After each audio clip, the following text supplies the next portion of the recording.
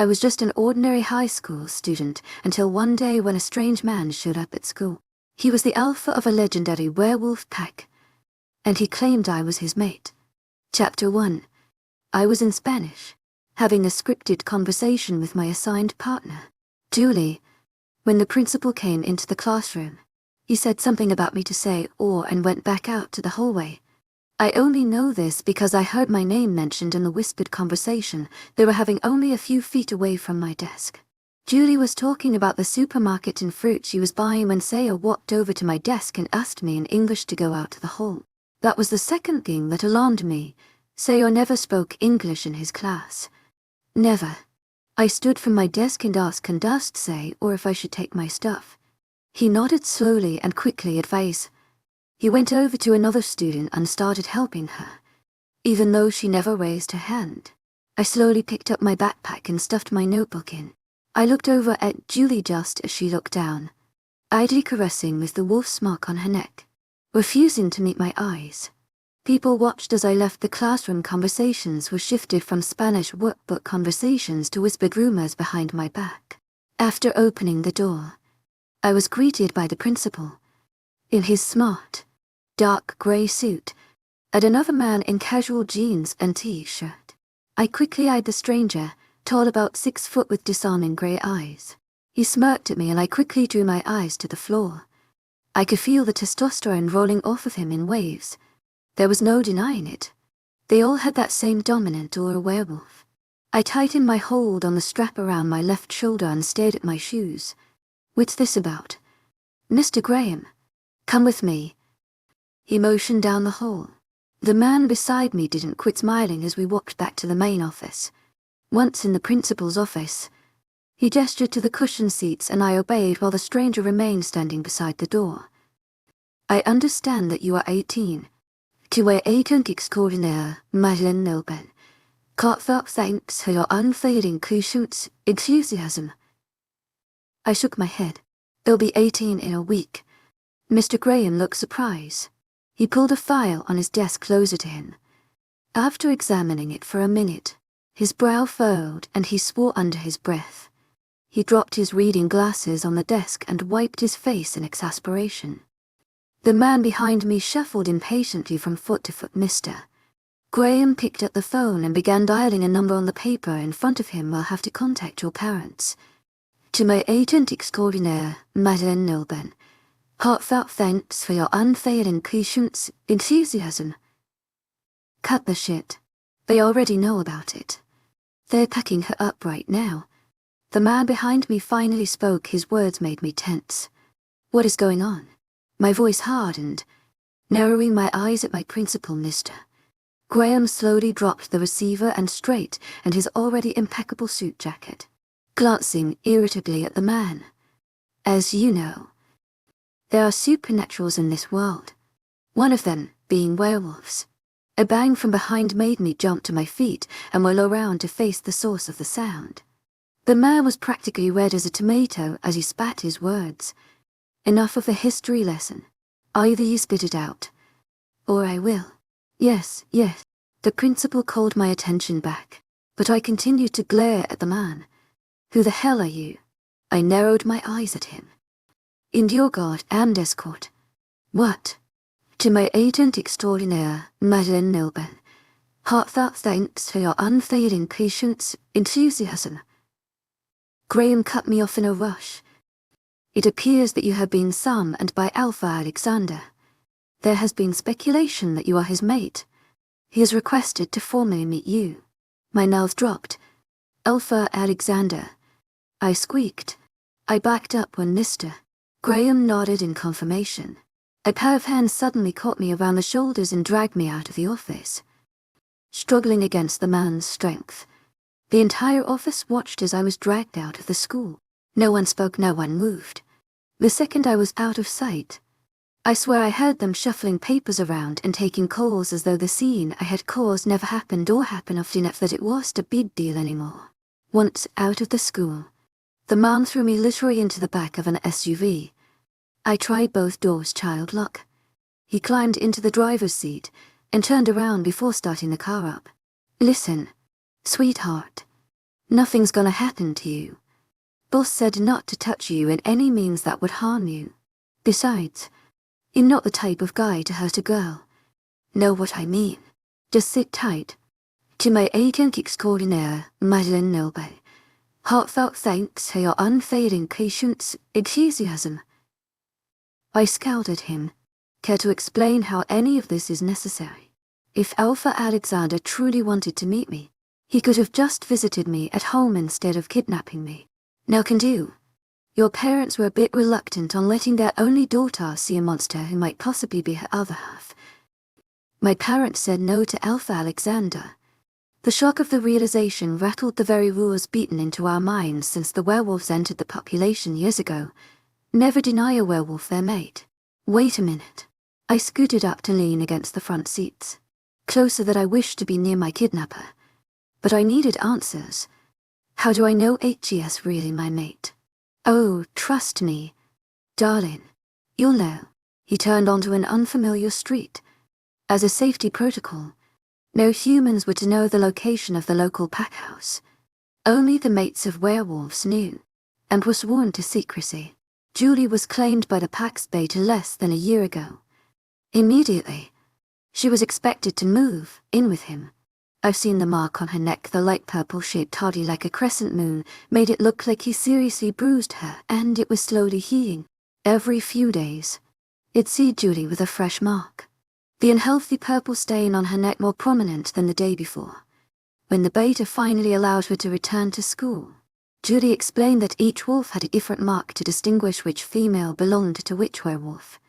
I shuddered just thinking about that. Hopefully, it's all been a serious mess, and Alpha Alexander will realize I'm not his mate, and he'll get to return home to my parents and little brother. Tommy, I gasped when I realized I was supposed to pick him up from soccer practice after school today. I was thinking of ways to contact my parents when he pulled into a long gravel driveway which ended at a large house. I literally forced my mouth to close as I stared at the ranch-style mansion with a wraparound porch. Scattered over the lawn and on the porch were several other werewolves, all equally beautiful and strong. A natural trait for werewolves. My friends and I joked that it was to lure and prey. Only now did I start to realize how close to the truth that was. He put the car in park and exited the SUV. He opened my door and gave a dramatic bow as I stepped out.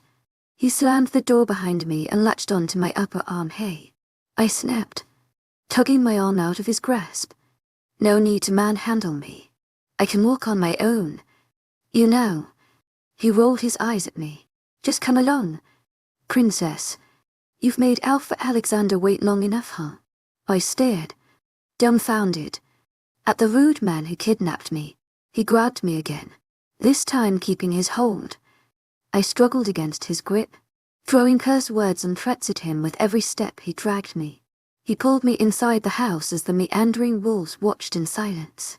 Behind me, I heard the sniggers of the teen wolves outside laughing at my reluctance. No doubt. They're all monsters, all of them.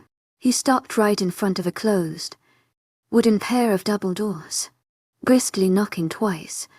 He opened the door, shoving me inside with little care before slamming the door closed again. I glared at the menacing wood. You stupid son of a throat cleared behind me. I tensed, my anger caught in my throat. Taking in a shaky breath, I slowly turned around. Sitting behind a mahogany desk piled with papers and several books was a man with dark hair and even darker eyes. Chapter 2. I swallowed hard and pointedly avoided eye contact, pulling my arms up. I hugged myself, praying that I just fell asleep and say ORS class and but this was all a bad dream. Gazing at the suddenly fascinating floor, I heard the wheels of Alpha Alexander's office chair roll against the hardwood floor. I stood frozen in place for a heartbeat before I felt his intimidating presence near me. His shoes suddenly came into my line of sight, and I stiffened in fear. This werewolf was one of the most notorious wolves in the United States, possibly the world, and he was standing directly in front of me, claiming I was his mate. Surely, his mate would be a she-wolf if he was such a big deal. Right. I think to myself. Yes, right. I'm a human, a weak link, according to their species. I can't be the mate to a werewolf, let alone an alpha. Fate got it wrong. And once Alfie Alexander realizes I'm not who he thinks I am, they'll be let go. Right. My mind praises. His hand lifted from his side to reach toward me.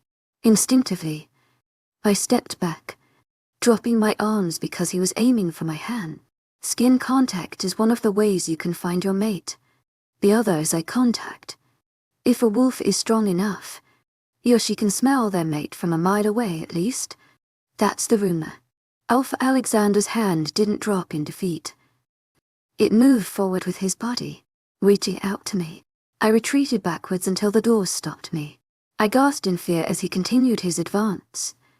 In a moment of pure horror, I whispered, "Please don't touch me." That made him pause. His hands stilled. Mid-air, his aroma suffocated me, a sweet blend of sugar and honey mixed with sharp body soap. My body trembled as his hand reached up to cut my chin. I turned away before he could touch me. "Look at me." It rumbled and stirred something deep in my stomach, but I refused to acknowledge he affected me in any way besides fear.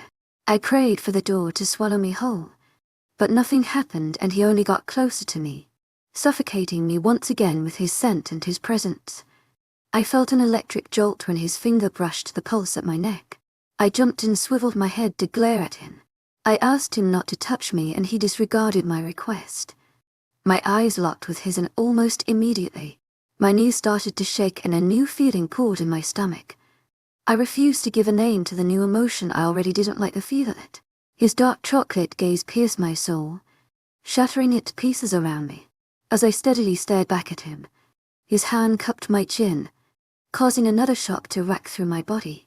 I gasped as he leaned forward, his nostrils flaring as he took in my scent. The new emotion and fear stirred in my belly, making me feel uneasy. I knew what this meant, but I still cringed when I heard him say it aloud. "Mate." His thumb caressed my lip, and the sudden urge to bite his finger became overwhelming. Without properly thinking it through, I nipped the tip of his thumb in warning, his eyes wide and a fraction in surprise, and I think I saw his lips twitch, but I couldn't be sure. His eyes grew darker, if that was even possible. He leaned forward slightly, but I knew his intention. I slowly shook my head, flattening my body against the door and jerking my chin out of his grasp. "I want to go home," gruffly. "This is your home." I shook my head again, my body still trembling. "I want to see my parents." He eyed me carefully, as though committing my face to memory. "They'll be here this weekend for dinner. You'll see them then." "But I want to see them now." My voice came out a lot stronger than I intended, but it made me feel a little better, braver. "To my agent extraordinaire, Madeleine Noble, heartfelt thanks for your unfailing patience, enthusiasm." "Saturday," he said with finality. My anger from before reared its ugly head and returned to me full force. I glared at him. If he was surprised with my change in attitude, he didn't show it. "What gives you the right? They'll have Vance show you to the room." His brusque manner made me even more mad.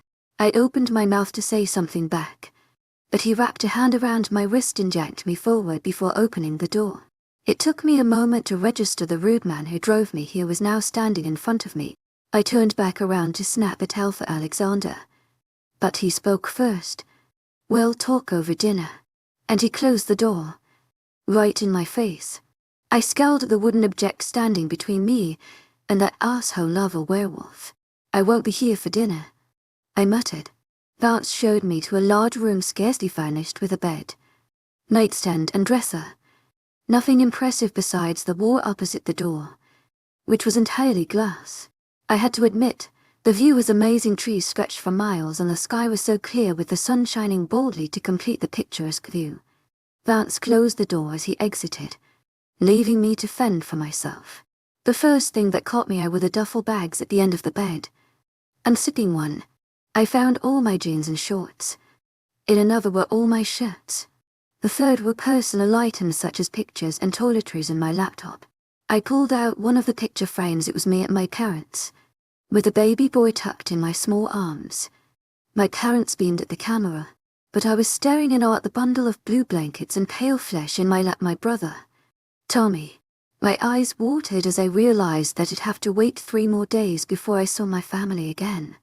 My little brother and I fought daily, but I loved him to pieces. And vice versa once. For an assignment, he wrote a sweet poem about when I took him to the zoo. At age 9, I wondered how my parents would handle telling him why I was not coming home again, and how he'd handle living without me in the room down the hall. Tears spilled over my cheeks as I pictured Tommy crying, alone in his bed. What would happen when a thunderstorm rolls in and I'm not in my room and he comes running in, begging to sleep with me? Who will take him to his soccer games? My parents were always too busy with work. I made a vow to try my hardest to remain a part of Tommy's life. It heard of human mates who forget their human families in favor of their wolves. I would not be that girl. I would not be a mate. To my agent extraordinaire, Madeleine Milburn, heartfelt thanks for your unfailing patience, enthusiasm. There had to be a mistake. Maybe he just shocked me because his feet rubbed against the floor the wrong way. Maybe his eye is that dark. Maybe his scent is always that delicious weight. What? I shook my head to erase the path my thought leading down. I placed the frame on the bedside table and laid down. The bed was huge, much bigger than mine back at home. I spread my limbs out on the soft beige comforter, snuggling into the pillow. I closed my eyes. I didn't care if my jeans and shoes were still. I needed sleep after today. Burying my nose into the pillow, I recognized a familiar scent. Before I could pin it, my body slackened and I fell into the darkness. I woke up when a soft knock came from the door. I groaned and rolled to my other side, trying to block out the interruption. A soft voice calls, "Julie." My eyes snapped open and I sat up. Everything that happened today came at me in a rush and I held back a small whimper. It was a dream. Wiping the drool from my chin, I called out, "Come in." The door opened slowly. Julie popped her head in, smiling sympathetically. She closed the door behind her and approached the bed. "Can I sit?" I nodded, pulling my legs to my chest. I'm still in jeans. "What's up? I just wanted to see how you were doing. I remember when I was first dragged here." To my agent extraordinaire, Madeleine Milburn, heartfelt thanks for your unfailing patience, enthusiasm. What happened? It was kind of like you. I was excused from class and when I followed Mr. Graham to the front office, Seth was standing there, pacing back and forth. She looked at me with understanding eyes. My first thought was that he terrified me. He was huge and intimidating, and so bossy. God, I wanted to slap him the day I met him after he scolded me for wearing a skirt to school. I can't help it, I chuckled. Seriously, yes. After he practically molested me in front of the principal, he dragged me to the car and threw a pair of dirty sweatpants at me, demanding I cover up my legs. She shook her head in mock annoyance. I threw them back in his face and told him where he could put the sweats in his demands. "You did not." I gaped at her. She nodded. "I did." And he couldn't believe I did. To my agent extraordinaire, Madeleine Milburn, heartfelt thanks for your unfailing patience, enthusiasm. The look on his face. She laughed. After a minute, she shrugged. "But HES good to me, still bossy as hell. But I've learned how to handle him." "How long did it take you to realize you loved him?" I asked in a low voice. She thought about it for a moment before answering. "A long time. It was hard to get past his possessiveness and rude attitude. Quite frankly, my mate is a stubborn jackass. It was hard to love him at first. But the mating bond that formed between us grew stronger as we learned how to compromise and listen to one another. It'll be the same for you." "No, it won't." She frowned at me. "And why not?" "Because there's been a mistake. I'm not Alpha Alexander's mate." "I can't be," Julie sighed. "I hate to break it to you. But when a wolf knows, he knows. If Alpha Alexander says you're his mate, then you are. No mistake. But, inhuman." I frowned again, trying to put pieces together that didn't seem to fit. "So am I." Julie sighed again. trying to formulate words to make me understand. Listen, the idea running through your head that an alpha needs another werewolf as a mate is bullshit. Several alpha wolves have human mates who are equally as strong as any she-wolf. Don't doubt yourself, I did the same thing when Seth claimed me. I thought he was wrong and he mistook me for someone else. But in the end, it was me who was wrong. She shrugged. Fate has a funny way of pairing people up in the beginning. But, in the end, you figure out why you're perfect for each other. Chapter 3. Julie left a few minutes after trying to convince me I was meant for Alpha Alexander. I still didn't believe her. But whatever. She told me dinner was ready and I was expected to make an appearance. I wasn't hungry. To my agent extraordinaire, Madeleine Nobel, heartfelt thanks for your unfailing patience, enthusiasm. So I told her to tell them I was coming. She looked like she wanted to veto my decision, but kept her mouth shut and walked out the door. I frowned down at my wrinkled jeans and equally messy shirt, and decided a shower would be a blessing. I stood and wandered to a closed door, hoping it was bathroom. My prayers were finally answered and a shiny marble bathroom spread out before me. After I closed and locked the door, I slipped off my Vans, stripped out of my plain tee, shirt and skinny jeans, and stepped toward the shower, fiddling with the knobs a bit before finding the perfect temperature. After my bra and panties were removed, I stepped into the blissfully hot water. I let my tangled, dark hair soak under the spray for a while before moving to wash my body. I found a bottle of body wash and squirted some into my hand. It smelled like mint and made my skin feel soft. I glanced around the shower, in search for shampoo, cursing myself for not bringing my shower stuff into the bathroom with me.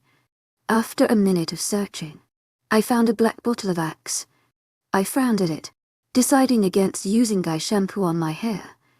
I stayed in the shower for another 10 minutes when my fingers started to prune and my body was bright red from the hot water. Shutting the shower off, I pulled back the curtain and grabbed the towel off its rack, drying my body as best as I could. I bundled my dirty clothes to myself again for not bringing fresh clothes into the bathroom. I dumped the messy heap of clothes on the counter and stared at my reflection. I was paler than normal, my skin was naturally fair. My body wasn't super, model ready, but my curves were definitely lacking. My breasts barely held up the towel I wrapped around my body and my hair hung lamely around my pale face. I sighed and swallowed around the grime in my throat tug. I searched for a toothbrush, finding one in the small medicine cabinet next to the huge wall mirror. I stared at it for a long time before deciding to use it anyway, just in case. To my agent extraordinaire, Madeleine Nobel, heartfelt thanks for your unfailing patience, enthusiasm. I rinsed it thoroughly before putting it in my mouth, squeezing some mint toothpaste onto the bristles. I vigorously brushed my teeth. To my agent extraordinaire, Madeleine Nobel, heartfelt thanks for your unfailing patience, enthusiasm. I smiled at the mirror to inspect my pearly whites, but my smile didn't reach my eyes. I put the brush and paste back in the cabinet and closed it. With one last look at my pathetic reflection, I grabbed the bundle of clothes and exited the bathroom. The second I stepped out, a large hand wrapped around my wrist and tugged me into the bedroom before pushing me against a wall. The body covered mine and it took me a moment to recognize Alpha Alexander glaring at me. "What do you think you're doing?" He growled. Yes. Growled. I just got out. I began to scutter, pointing lamely at the open bathroom door. He frowned, leaned forward, and sniffed my neck. I flinched away. His eyes registered the slightest bit of surprise. "You used my soap." What? Glancing around, then it dawned on me. "This is your room." He nodded once, his hands still squeezing my upper arms, pinning me to the wall. He sniffed me again. "And you brushed your teeth." My mouth dropped open in horror. "I think I used your toothbrush," I whispered apologetically. I blushed. "This is embarrassing." Something flickered in his eyes, but fled before I could catch what it was. Suddenly, I became hyper, aware of how close we were, his hips pressed against the lower half of my body, his chest pushed against mine. squashing my breasts against the edge of the towel. Every time I exhaled, it brought our thoughts closer. I tried to slow my breathing, but his proximity was making my mind cloud up and spin. "You're hurting my arms." "No, you aren't." But I needed him to step away from me in order for me to get my bearings. Immediately, he released me, but didn't move away. I tried to step him, but his hands planted themselves on the wall on either side of me, caging me in. His eyes roamed down to our chests and back to my face. They were dark and nearly burned a hole right through me. I shivered and tried to swallow around the lump of fear lodged in my throat. His eyes stared into mine for a long minute before he stepped away, pushing himself off the wall. He closed his eyes for another minute and then opened them, his pupils lighter than before. "Get dressed and come down for dinner. I want you to meet the pack." He started to leave the room. "I'm not hungry," I said in a low voice. He heard me. Before he reached the door, he paused and turned back to face me. "You will still come downstairs and meet the pack." Standing taller, I forced out, "No." His posture tensed and I saw his eyes darken again. "Oh shit. I'm not asking you." "No, you're not." My anger teamed with my fear and drove adrenaline through my body, giving me some strength to back my words as they spilled from my mouth. "I've just been dragged out of school, thrown into an SUV, and taken to the middle of fucking nowhere just because some wolf wanted to meet me. And when I get here, I'm manhandled several times by jerks who can't seem to keep their hands to themselves. I'm sick of you telling me to do anything. I just want to go home." And yes, I was very tempted to stomp my foot like a brat, but stopped myself before I acted on the urge. He stepped toward me, his body radiating anger. I shrunk back into the wall, all bravery escaping me as he spoke. "This is your home now, whether you like it or not. I've told you twice that you'll see your family this weekend, and I'm telling you now that you will come downstairs. Eat the dinner our cook has prepared specially just for you, and introduce yourself as alpha female of the Lunan overpack. I will drag you down myself if necessary. Is that understood?" I stared at him, my hands clutching the front of the towel, my clothes lost at my feet. My body was shivering in fear and my eyesight blurred with angry, frustrated tears. When I didn't answer, he silently walked to the door. Before closing it, he looked back at me and said, 10 minutes, or I'll be back to collect you." After the door closed, I let my knees give and I crumbled to the floor. I tried to swallow back the tears, but they fell from my eyes before I could stop them. I covered my mouth with my hands to muffle the sounds of my sobs. I allowed myself to cry for a few minutes before glancing at my duffel bag still sitting on the bed.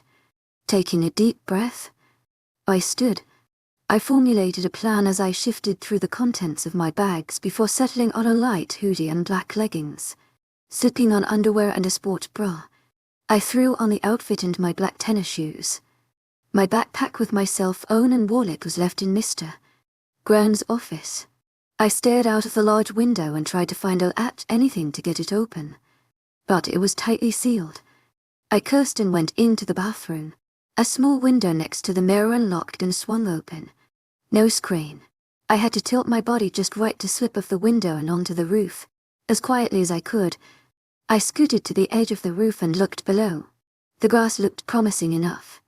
Taking a breath, I scooted my body closer to the edge. After dropping my legs over the edge, I eased my body off of the roof until only my hands held on. Taking another breath, I released my hold and landed on the ground in a heap. I was sure I bruised my tailbone and my ankle twisted beneath me. I held back my cry of agony and rolled my foot a few just to the pain. I lifted myself off the ground and headed toward the road Vance drove on to get me here. Everything was dark and I wondered what time I was. I passed several parked cars, but the only sound I heard was from the house, where people were talking animatedly. I ran down the road, cautiously glancing around me. I followed the road until I began to recognize landmarks and signs, guiding me to the one place I want to be. Home. I sprinted up my short driveway and threw my body against the thick wooden front door to my house. I knocked furiously and rang the doorbell several times until the porch light went on and my father opened the door. His frown turned into surprise as I threw my arms around his neck and started crying. He closed the door behind me and hugged me back. "Sweetheart, what are you doing here?" I sniffed. Yes, awful. Dad, how see, could you let him take me like that? I'm so sorry, Fee. I had no choice. I heard heels clacking along the tile floor. Jim, who on earth is at the... My mother paused when she saw me clinging to Dad for dear life. Her eyes began to water and she pulled me into a hug after my father released me. She blubbered. "I'm so sorry, baby. I tried to keep you safe. But Alpha L. Don't say his name. Mom, please. I just want you to hold me right now." My mother sobbed. "I'm so sorry. Let's just forget it. On in here now." "Fee." A small voice came from upstairs. I released my mother to glance at the stairs. Tommy stood, holding his Game Boy to his chest, staring at me. "Why are you home so late? And why didn't you pick me up from soccer? You missed my goal." I glanced at my mother, who slowly shook her head. "He doesn't know." I wiped away any sign of tears as I approached the stairs. "I'm so sorry. Googa. I was caught up in something for school." "What did coach say about your goal?" Tommy shrugged. "He told me I could play forward for the game this Friday instead of midfield." "You're still coming?" "Right." I swallowed around a sob. My mother started to say something, but I interrupted her. "To my agent extraordinaire, Madeline Nilben, heartfelt thanks for your unfailing patience, enthusiasm. I wouldn't miss it for the world." "Good." The phone rang suddenly. I jumped and watched as my father went to get it. He smiled reassuringly at me. "It's probably something for work." I nodded, but tensed as I listened to him answer it in the other room. After a moment, he said hesitantly, "Yes, Chess here." A voice was raised on the other side of the line, loud enough for me to hear it. My father answered calmly, "I don't care who you are or what she's to you. She's my daughter, and I will protect her no matter what, even from you." Another minute passed. Mom and I shared a worried glance. Tommy said something about finishing his game in his room. I stepped closer to the kitchen, where my father stood with the phone to his ear, a worried frown on his face. "You've scared her enough already, and you'll be damned if I allow you to come into my house and take my daughter against her will."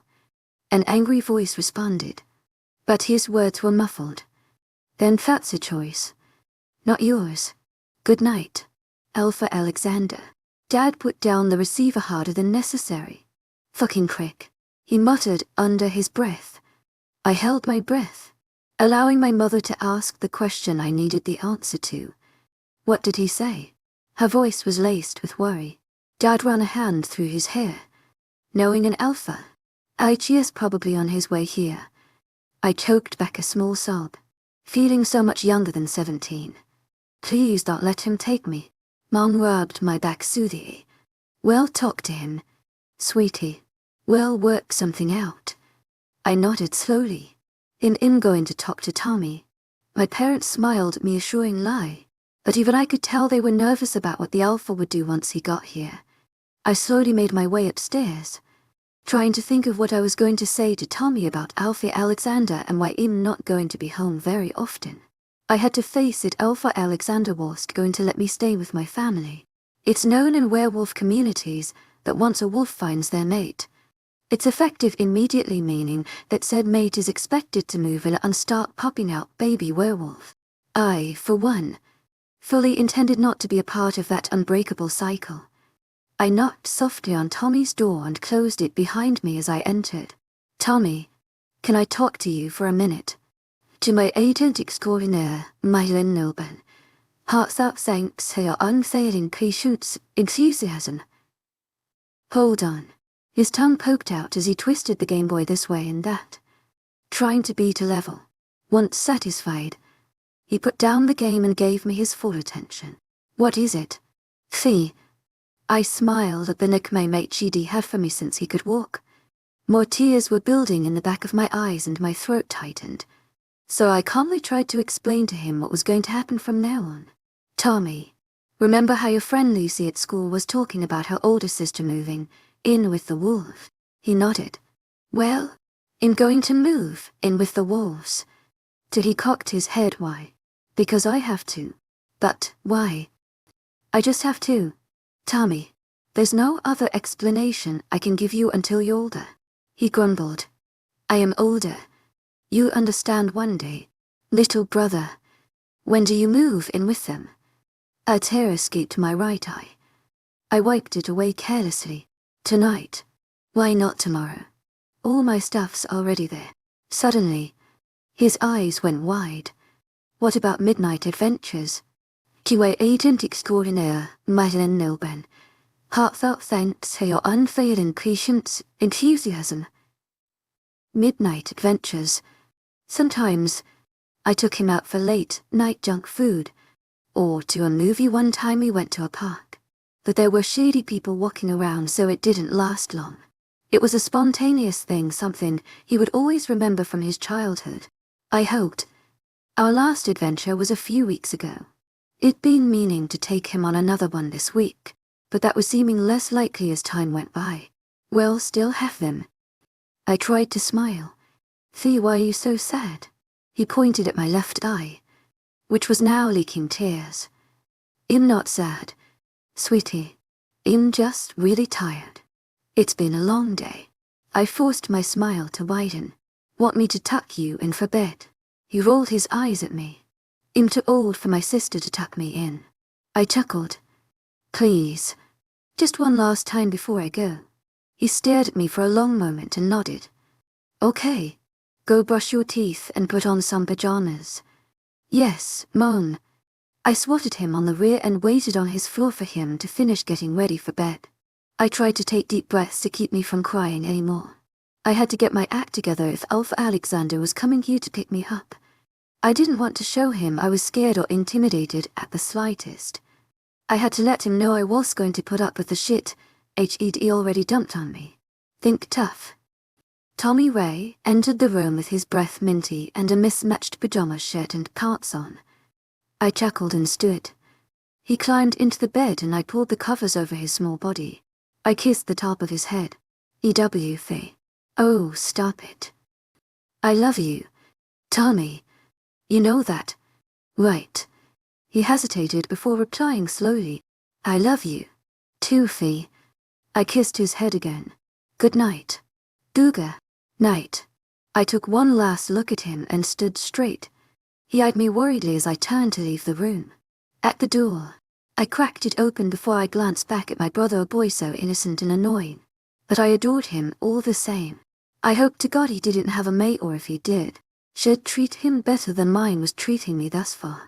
I flicked off the light and silently backed out of the room. I stared at his door for another minute before turning around to head back downstairs and wait for the Alpha. I jumped slightly when my path was blocked by a dark T-shirt stretched over a large chest. Arms speckled with dark hair were crossed over said chest, arms that were thick and strong and slightly familiar. I swallowed and chanced to glance up to the owner of such an intimidating front. Alpha Alexander, I managed to say in such a tone that it was almost a sneer. The way he said my name was in stark contrast to the way I said his. It was almost an oath. Or a caress. I picked at my sleeve. How long have you been standing here? Long enough. His eyes burned mine. I almost had to look away, but then it'd be admitting defeat. I forced my body to stand a little taller. Shall we move this conversation downstairs? I almost scoffed. So you're asking me now? How but even I could detect the command in his tone. We shall, I replied stiffly, stepping around him to stop down the stairs.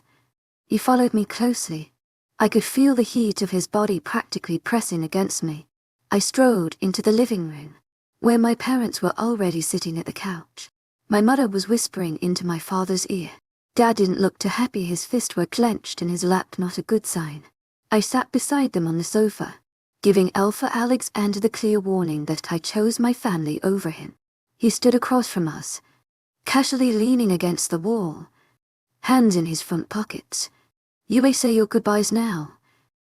he said sternly, as though giving me permission. You selfish son of a bitch. My father stood abruptly. If Alpha Alexander was surprised at Dad's outburst, he didn't show it. He only eyed my dad carefully. I will not allow you to take my daughter, especially not after what happened tonight. James, my mother warned in a low voice, standing beside him. I don't care what the laws state, my daughter will not be going anywhere with you. She'll be happier at the pack house. Alpha Alexander drawled almost lazily. And even if you disregard the state laws, I do not. And neither will my pack. She is my rightful mate, and I fully intend on taking her home tonight. With or without your permission. I stood finally. My feet automatically moved me in front of my father, who was turning dangerously red. I faced the werewolf, an automatic defense for my family building in my chest. Do not threaten my parents. To my agent extraordinaire, Madeleine Nilbel, heartfelt thanks for your unfailing patience, enthusiasm. You may think you can boss me around, but while I live and breathe, you will not speak to my parents that way. I took a deep breath, trying to settle the angry adrenaline rising within me. I will come back to the pack house with you. Willingly. I held up my hand as my parents started to protest.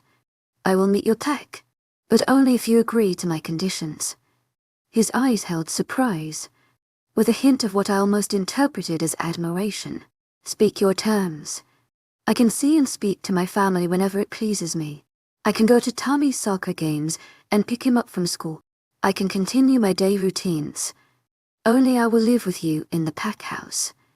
He straightened his body from the wall, after a moment of maintaining eye contact with me. To my agent extraordinaire, Madeleine Nilbel, heartfelt thanks for your unfailing patience, enthusiasm.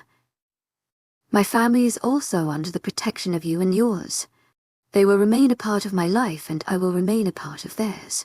They will not be forgotten. That's a given. He crossed his arms, eyeing me carefully as I named my final condition. You will give me your word that this mating proceeds as I see fit. I will not be marked or mated without my consent. He frowned, arms tensing against his chest. I would never go against your will. And this afternoon counts as, what? An brutish invitation. I cocked an eyebrow. His mouth thinned into a tight line. Do we have an agreement? My hands were trembling, the only indication I was as brave as I was putting on. I stared at Alpha Alexander for what seemed like hours, almost daring him to tell me noise. I narrowed my eyes. Say, his eyes darkened considerably. You have my word to uphold all conditions you have stated. My muscles relaxed. It was a little more formal than I was expecting, but better than nothing. All right. To my agent extraordinaire, Madeleine Nilbel, heartfelt thanks for your unfailing patience, enthusiasm. I turned to my parents, both of whom stood in shock, and both I practically barked at Alpha Alexander. I quickly gave them both hugs. I'll see you tomorrow. I tried to smile, but it probably came out as a grimace. I turned back around, gave Alpha Alexander my best glare, and stomped around him toward the front door. Chapter 4. I completely ignored his footsteps as he followed me outside. Once I heard the door close and the lock stand, I glanced back at him. He started moving toward a sleek black car. My panic level rose. I cowed and handle being in the confines of a car with him. Alone. Not after what just happened. I stuttered, which seemed ridiculous after how I spoke to him in the living room not 5 minutes before. I think I'm going to walk. I'll meet you back at the house. His eyebrow rose. Do you know how to get there? Sure. I pulled all my bravery together and met his eyes with my own. The dark orb seemed to have drawn me in, but I blinked, breaking the spell that was almost beginning to work on me. See you later. I turned and walked down the sidewalk in the opposite direction. I heard a sound come from behind me, a cross between a groan and a chuckle. Suddenly, a presence brushed against my right arm and I jumped to the left. Alpha Alexander stopped walking the same second I did. I just stared at him for a minute. For an hour. I don't know. My eyes were wide as saucers and my mental hamster was running the wheel like crazy trying to figure out where my heart rate skyrocketed and my body vibrated with hyper-awareness. After another awkward, silent minute. Why did you run?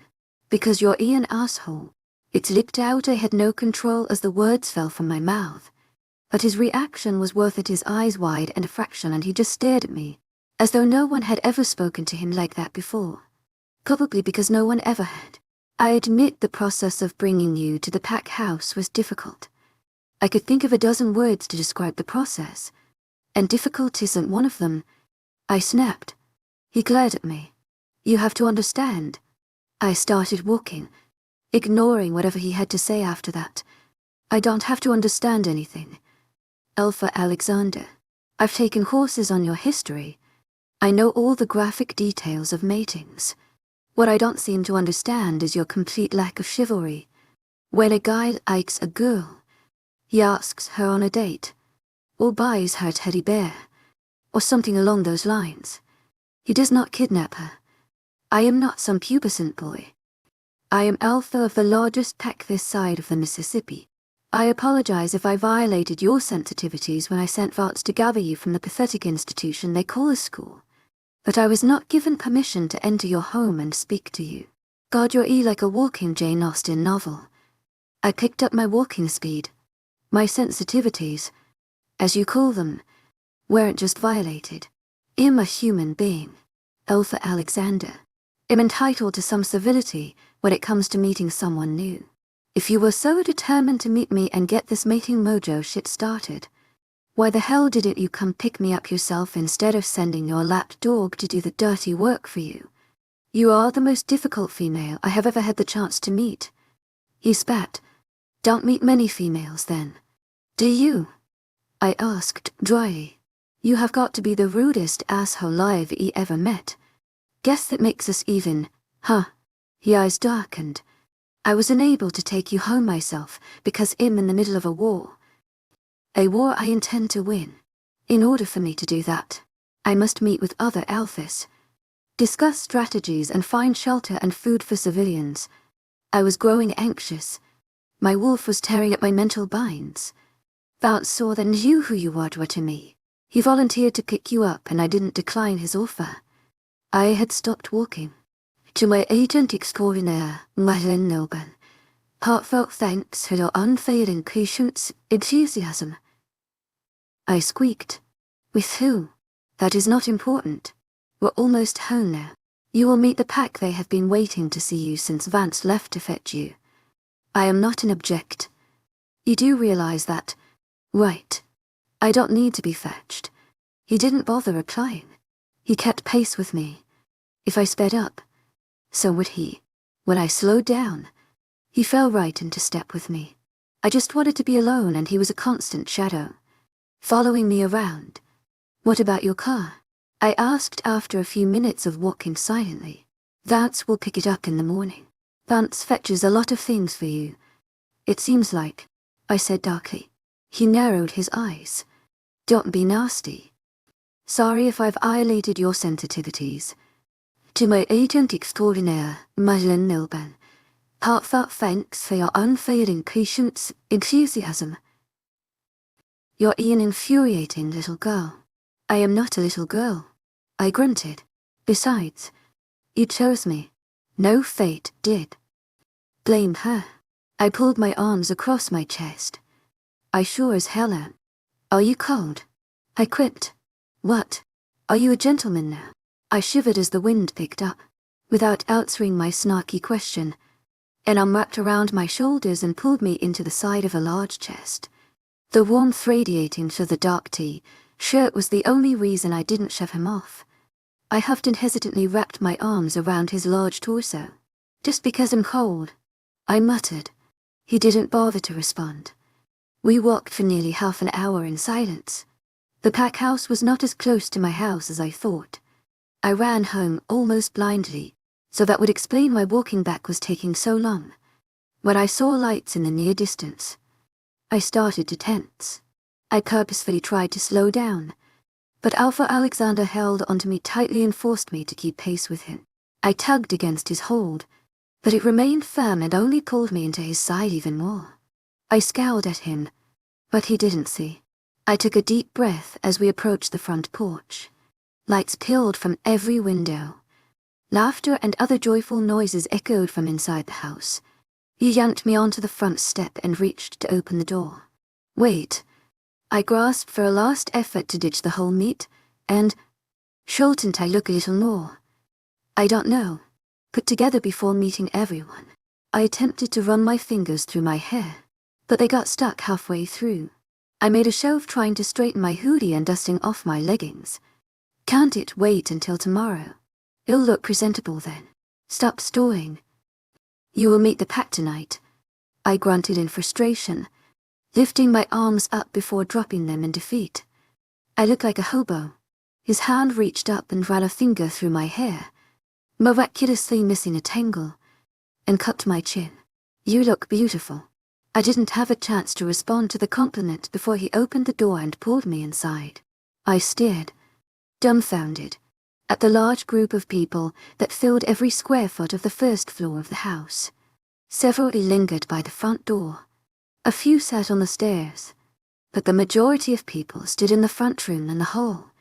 Everyone packed into the tight space, and they were all looking at me, faces bright with expectancy. I didn't see a single unfriendly face. My hands wrung together, a nervous habit. I swallowed before opening my mouth. Hi. Sorry I'm late. I just needed to. Needed some air. Dig day and all. I forced a short chuckle that probably sounded more nervous than I had intended. No one spoke. I felt a wall of heat press against my back. Large hands came down on my shoulders. A booming voice came from above my head. Leaning over. I present to you Phoebe Carmichael, your alpha female. Hoots and hollows rattled the house. Several people howled. I smiled tentatively. Their enthusiasm was almost contagious. They surrounded me, shouting congratulations, welcoming me to the pack. I tensed whenever one of them came close enough to touch me, but they never laid a finger on me. Alpha Alexander kept his hands on my shoulders, thumbs rubbing circles into my neck. As every member of the pack introduced themselves and offered me congratulations or welcomed me to visit their home whenever I wanted. They all offered me friendship and expressed their desire to cook dinner for me or go shopping with me or just hang out with me. I tried to keep count of how many people spoke to me, but I lost track after 37. Last to speak to me was Julie and an intimidating male whose hand was latched onto her hip, holding her against him. Alpha Alexander's voice came from above me. May I introduce Seth, my beta, and his mate, Julie? Seth nodded at me, with a deep voice that could rival Alpha Alexander's. Welcome to the pack, Alpha Phoebe. I balked at the unfamiliar title. Oh, just Phoebe is fine. His eyebrow twitched up. He glanced at Alpha Alexander before looking back at me. All right, just Phoebe. I believe you know my mate, Julie. Julie smiled at me, and I tried to smile back. She moved out of the protective embrace of her mate and wrapped me in a tight hug, brushing off Alpha Alexander's hold on my shoulders. I'm here, she whispered so only I could hear. I'm here whenever you need me. My arms found their way around the girl I once referred to my parents as a mere acquaintance. She was my confidant now, the only one who I could talk to about how I was feeling and who would understand. I squeezed her to let her know how much I appreciated what she said. My throat was tight with unshed tears, and I couldn't find the strength to say anything back. Julie, I think it's time to let the alphas grab some dinner before Max eats it all, hey? Someone shouted from across the room. I resent that comment. Seth. Julie released me. She held my gaze for a moment longer before returning to her mate. He kissed her temple and she smiled at him. She was happy even after telling me that she struggled to accept Seth as her mate. Julie was happy. Maybe I could be happy too. But, right now, it was looking too bright and I was still aching from leaving my family to step into shoes too big to fill. Seth and Julie walked away, leaving me to fend for myself. I stared after their retreating backs, wishing Julie could be my buffer against the enigma that is Alpha Alexander. I didn't glance in his direction before starting up the stairs. His hand wrapped around my wrist gently before I made it up the steps. "You need to eat." I shook my head, not looking back at him. "I'm not hungry. I'm tired." Alpha Alexander. I removed my wrist from his hand with a soft tug. "I'm going to bed. If you could point me to a guest bedroom, please." He stepped around me on the staircase and started to ascend. I followed behind him silently. Once we reached a familiar door, I quickly realized he intended for me to sleep in his bedroom. He opened the door and motioned for me to enter.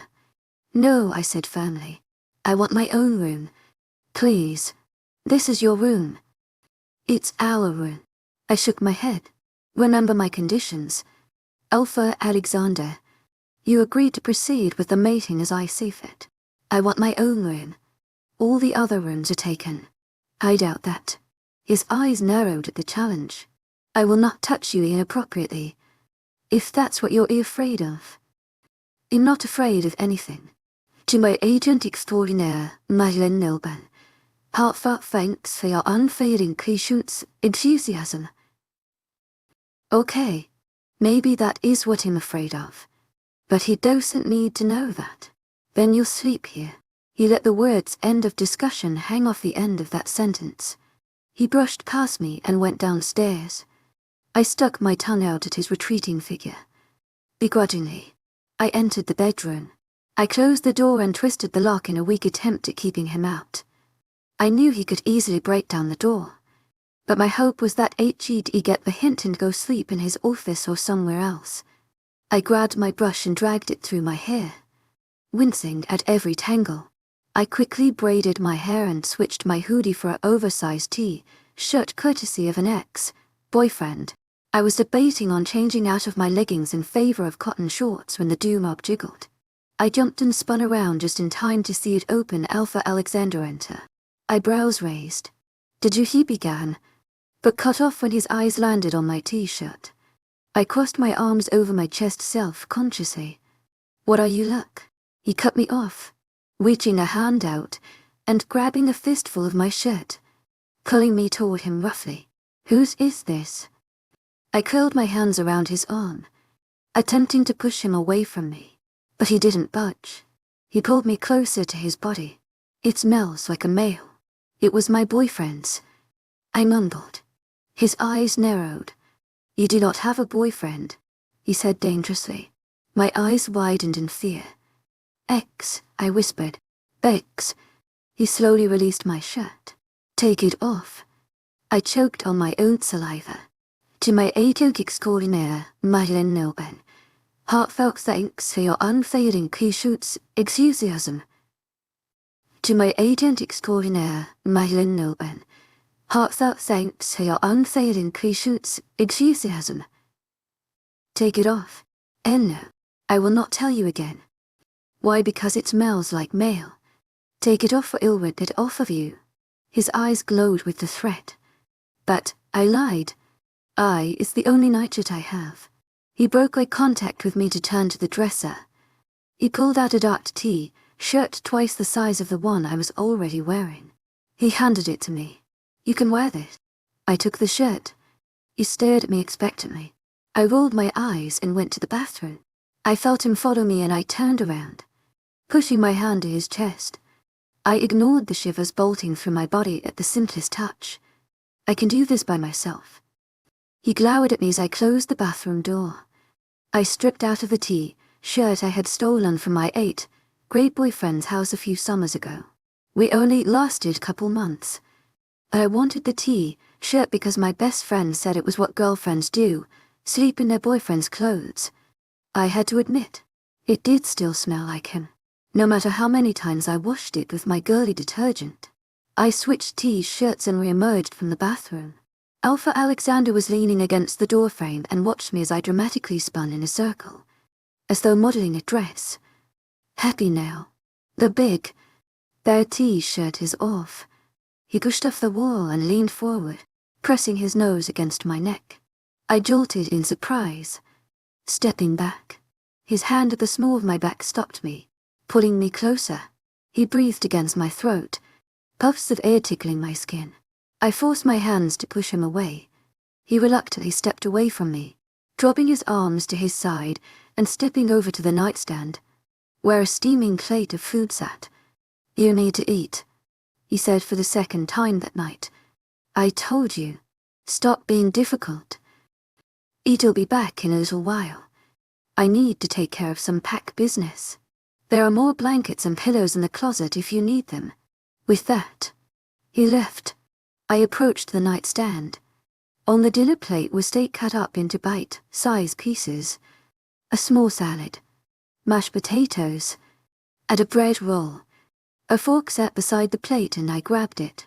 Inhaling the food's aroma stirred a growl from my stomach. I quietly ate all the pieces of steak and most of the mashed potatoes on salad.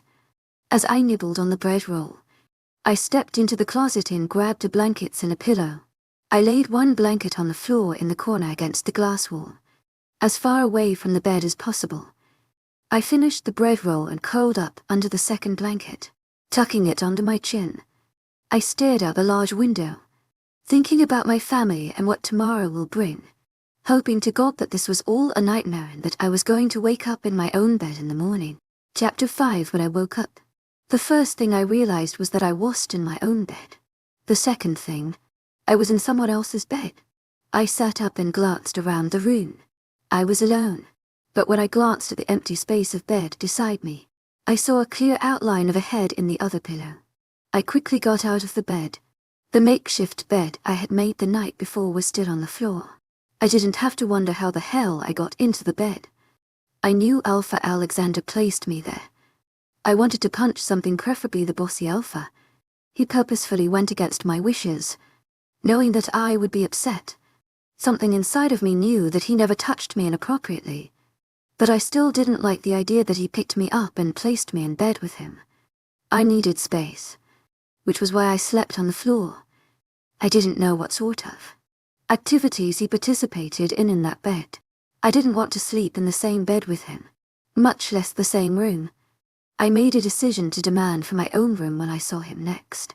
I glanced at the clock on the nightstand. I had an hour before I needed to leave for school. I took a long shower, this time remembering my shower stuff and scrubbing my hair with my own strawberry-scented shampoo.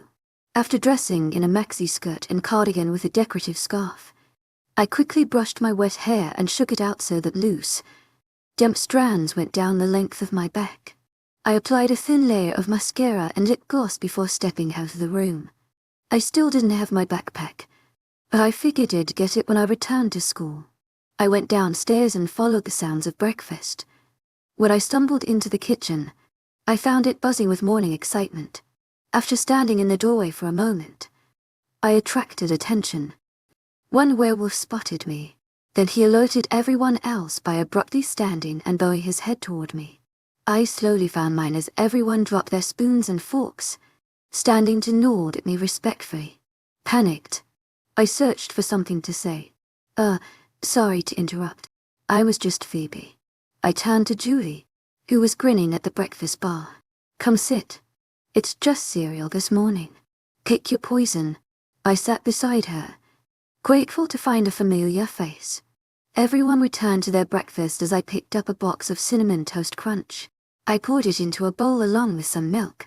I glanced around, looking for a spoon. An arm slipped in front of me, brandishing a shiny silver spoon. A soft voice came from my right.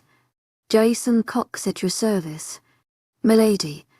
I glanced at the boy leaning against the breakfast bar, grilling at me. I gingerly took the spoon. "Anything for the Alpha." I cringed. "It's just Phoebe." He laughed. "Good luck with that." Julie spoke up from beside me. "Jason Cox, the biggest flirt Lunan Over has ever had the pleasure of enduring." He put a hand to his heart, feigning insult. "You wound me, Julie. Truly." She chuckled. "Don't play games with her. To my agent extraordinaire, Madeleine Noble, heartfelt thanks for your unfailing Kishut's enthusiasm. Alpha will have your pretty head mounted on his wall before you could pull another liner out of your ass. So you do think I'm pretty." He gushed like a 12-year-old. I couldn't help it. I laughed. He grinned triumphantly. I made my alpha female laugh. My life is officially complete. Go hunt the tree. Cox, Julie laughed. You love me, he mouthed as he walked away. Julie shook her head, smiling at her bowl of Cheerios. Don't let him fool you, the boy's gayer than the day is long. He just likes to poke fun. I smiled and ate my cinnamon toast crunch. I didn't realize how many pack members went to school with us. We finished our breakfast and dumped the dishes in the sink. Julie led me out of the house and down to a row of cars. Where's your backpack? I grimaced. I forgot it at school. Oh right. She led me to her car and I got in the passenger seat. I realized I also left my car in the parking lot and hoped it didn't get towed or Mom and Dad picked it up. As we drove to school, Julie explains that a lot of our peers probably already knew about me being Alpha Alexander's mate. A lot of the wolves had human mates who probably told other humans. Don't worry. I have a lot of classes with you. If I'm not with you, someone else in the pack is. Just stick close to them if you feel uncomfortable. I nodded, feeling sick. I still hadn't even told my closest friends about Alpha Alexander. Unlike me, they all had a deep hatred for werewolves. I feared them above anything else. But after last night, when they greeted me so warmly, I felt a sliver of fear break away. Now, Julie continued, did you find someone to drive your car home? Why would I need someone to drive my car home? I'm capable of doing that myself. Julie glanced at me as she pulled into the school's parking lot. My car still sat in the store I had left it parked in yesterday morning. Didn't he tell you? Tell me what? Alpha doesn't want you driving anywhere alone. What? I snapped. Why the hell no? Safety reasons. Julie parked the car and turned off the engine. Look, Seth did the same thing. He drove me to school and back for a solid month before I could convince him that I didn't need a chauffeur. Just let him baby you for a little bit. Achia's trying to get used to having a mate. His protective instincts are going wild. I absorbed her words. He was there when I woke up. Well, I suggest you have one of the boys drive you home. Maybe Jason. I shook my head. I could handle driving by myself. Julie bit her lip. I don't suggest going against the Alpha. He can be temperamental. I got out of the car. She followed suit and we both began walking toward the school. He can bitch all he wants, I said with finality. In driving myself home,